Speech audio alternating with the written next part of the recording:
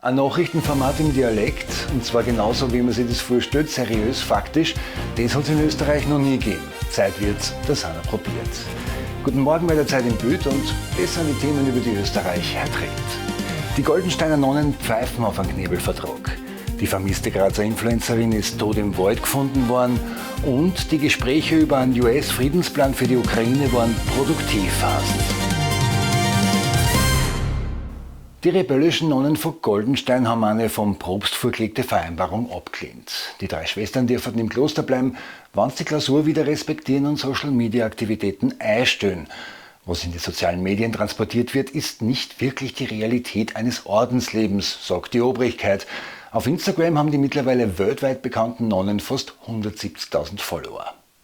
Ohne Öffentlichkeit hätte man uns zum Schweigen gebracht. Da können wir nicht zustimmen. Jetzt wird im Vatikan entschieden werden, ob und wie die Schwestern in Goldenstein bleiben dürfen. Die steirische Polizei hat Details zu den Ermittlungen im Fall der tot aufgefundenen Grazer Influencerin bekannt gegeben. Der Ex-Freund der Frau soll die 31-Jährige vor einer Woche in ihrer Wohnung umgebracht haben. Der Verdächtige hat sie dann nach Slowenien gebracht, wo man die Leiche in einem Koffer im Wald vergraben gefunden hat. Eine Obduktion soll jetzt die Todesursache klären. Das Motiv für die Tat ist dabei noch unklar.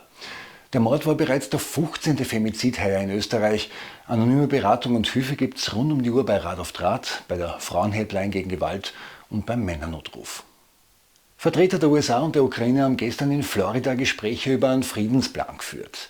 Der ukrainische Delegationsleiter Umerov und US Secretary of State, also Außenminister Marco Rubio, haben von einem produktiven Austausch gesprochen. Aber es gibt noch viel zum Tun, sagen sie. Rubio hat betont, dass jetzt Russland eingebunden werden muss. Konkrete Inhalte sind nicht bekannt geworden. Ukrainische Kreise sagen, bei der Frage zu den Gebieten ist die Suche nach Formulierungen kompliziert.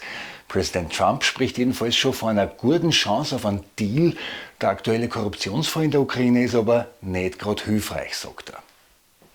Bundeskanzler und ÖVP-Chef Christian Stocker will bei der nächsten Nationalratswahl als Spitzenkandidat antreten. Und die Wahl war ad regole erst im Herbst 29. Wie der gelernte Österreicher weiß, da kann noch viel passieren. Sicherer ist unsere kurze Vorschau aufs Wetter, weil da ist heute eher unbeständig und oft nebelig. Von Innsbruck bis rein ins Dönerfeld regnerisch und je nach Region gefrierender Regen und Schneefall.